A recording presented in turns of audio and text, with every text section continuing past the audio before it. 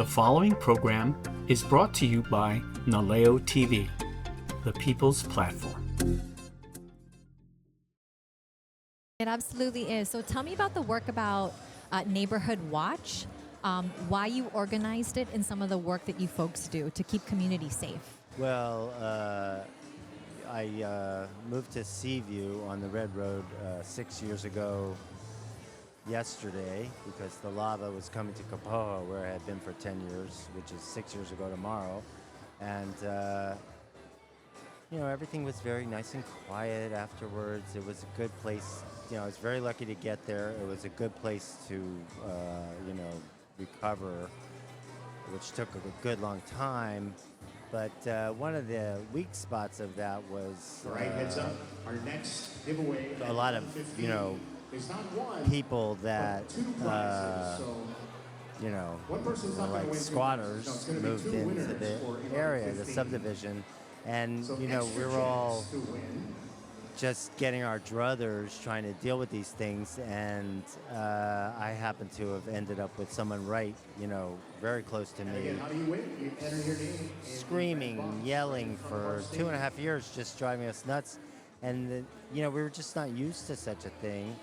And nobody really knew how to deal with it. I would go and try to reason with her for all this time. And at the same time, I was becoming involved in the Revitalize Puna committees. And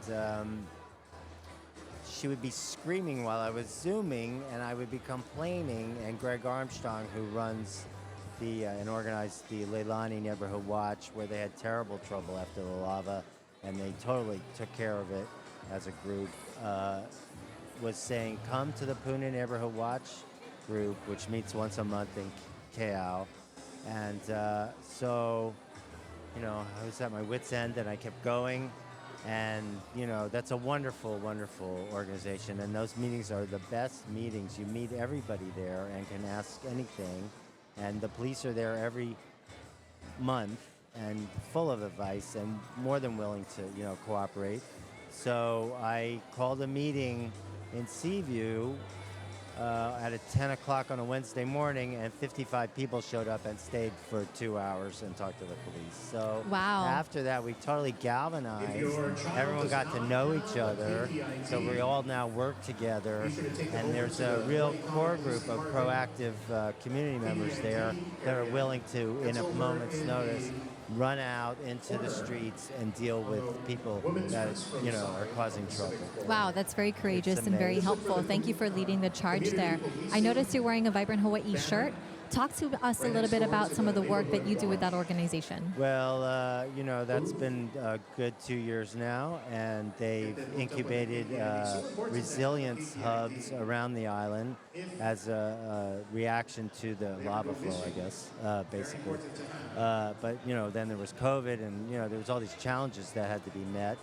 And at Space in Seaview, we have a small group that have been, committed to creating a hub there because we're so remote.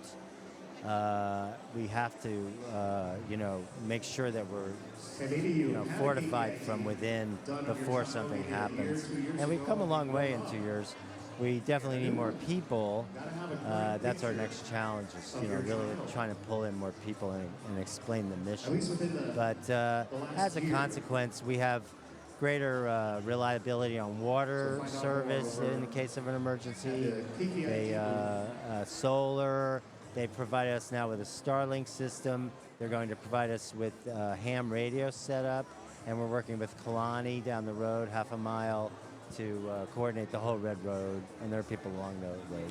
I really love the fact that with the Resilience Hub Network, it's really community-driven. Based on what your community needs, resources are provided, but there's also a lot of incredible talent and gifts within our community, so it really acknowledges that and allows people to give and contribute and brings in times of disaster. Absolutely. Yeah, it's wonderful. I love that you're part of that network. Is there a mana'o that you would want to share folks, a takeaway of what can you do as an individual to be prepared and to support your community?